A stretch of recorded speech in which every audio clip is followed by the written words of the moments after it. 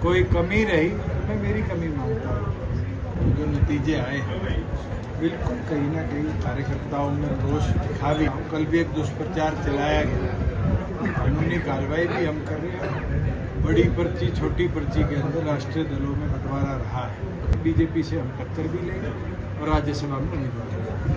Sir जो paper leak का मामला है काफी बहुत गंभीर मामला है। कहीं ना कहीं कांग्रेस बीजेपी मिलकर इस मामले को दबाना चाहेगी।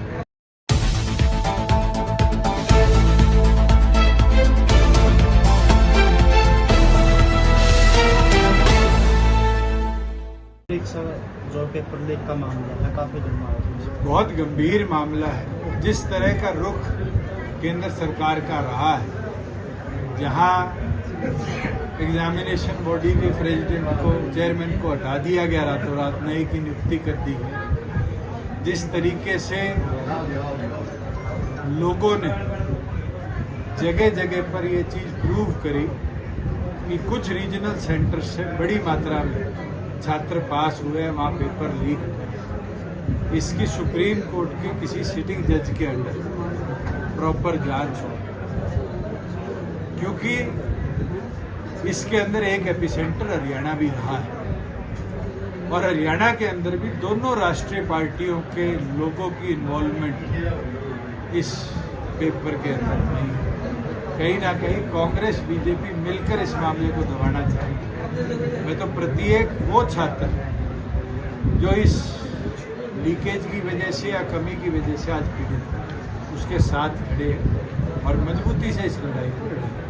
सर अयोध्या से बीजेपी आ रही थी, लेकिन अब जो है लगातार बीजेपी के नेताओं का अयोध्या जाना शुरू हो गया, इसके बारे में भारतीय जनता पार्टी के लोग बताएं। सर जयप्रकाश अभी आए थे, उन्होंने एक बयान दिया था विरासत को लेकर कि विरासत हमेशा पुरुष या पहला बेटा होता है। ऐसे में तो किरण चौधरी ने बयान दे दिया। विरासत तो जनता ने देनी है, जो पुरुष को दे, महिला को दे, बेटे को दे, पोते को दे, जनता तय करेगी विरासत किसकी।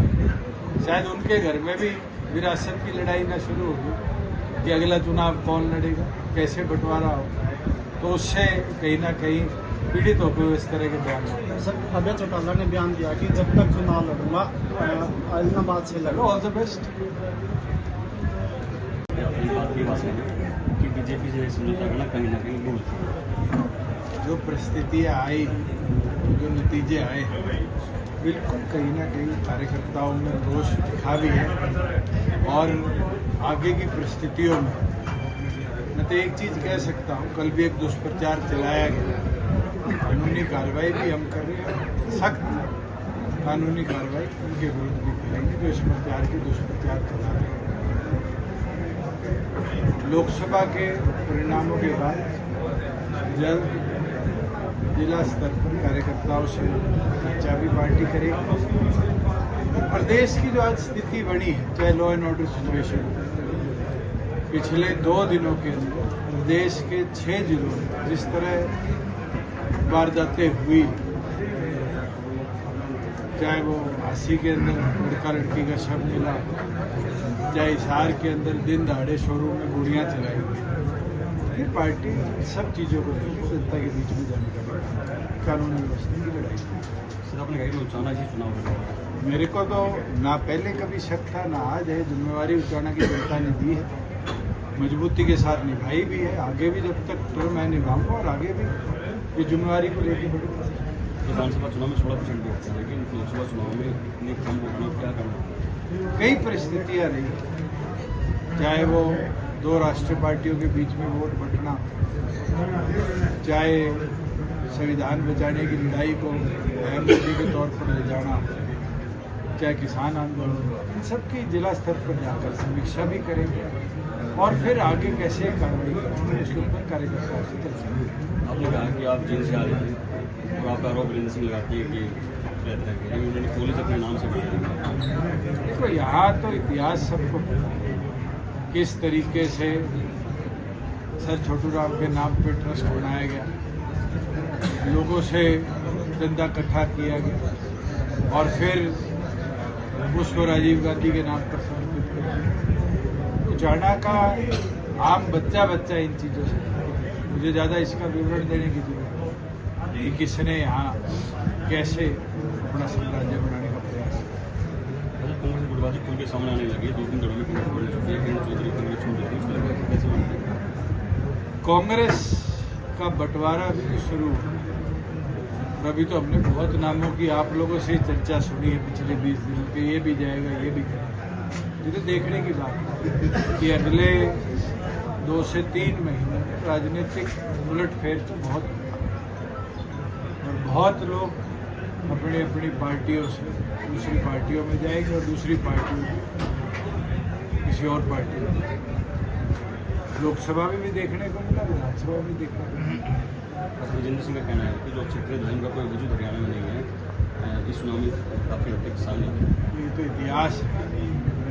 बड़ी पर्ची छोटी पर्ची के अंदर राष्ट्रीय दलों में बंटवारा रहा है और छोटी पर्ची की जब बात आई तो फिर रीजनल पार्टीज को लोगों ने अपनाया और मैं ये मानता हूँ कि रीजनल पार्टीज और ओरिजिनल पार्टी जनता का दर्द को क्षेत्र के लेवल प्रदेश के लेवल पर अगर कोई समझ सकता है तो रीजनल पार्टी उसका निवारण कर सकती है। तो अब ऐसे में एक बात का ध्यान दिया है कि एक जैसे इंडिया की हरियाणा वैसे वाला है, लेकिन जेजेपी को शुरू शामिल करती है। चलो मैं तो इन चीज़ों पे भी विचार भी नहीं हम करेंगे। डॉक्टर अजय सिंह चौटाला जी के नेतृत्व में 22 के 22 जिलों को पहले छुएंगे, कार्यकर्ता साथियों से चर्चा करेंगे और फिर आगे की जो राजनीतिक गतिविधि उसको आगे बढ़ाएंगे। भूपेंद्र सिंह हुड्डा कहते हैं कि विधानसभा का मामला है विपक्ष मतलब जो मैं आज आपके माध्यम से खुल के कह देता हूँ, एक राज्यसभा कैंडिडेट के लिए प्रदेश की सीटों पर या तो 10% या मिनिमम 10 प्रपोजर चाहिए। प्रपोजर सेकेंडर के बाद 8 प्रपोजर और चाहिए। भूपेंद्र सिंह हुड्डा जी सारी कांग्रेस के विधायक थे। मैं तो बलराज कुंडू से भी निवेदन करूंगा सारे इकट्ठे हो, सामाजिक तौर पर कोई एक साथी को खड़ा करे। सबसे पहला नाम प्रपोजर और सेकेंडर में होगा तो दुष्यंत चौटाला और नैना चौटाला जी और हम वो लड़ाई लड़ेंगे और अगर उनमें दम नहीं है तो फिर फॉर्म हम भरना शुरू करते हैं। उनके पास अगर हमारे पास 2 की 3 की कमी रही जो विधायक है उनके साइन करा दे, बीजेपी से हम टक्कर भी लेंगे और राज्यसभा में उम्मीदवार।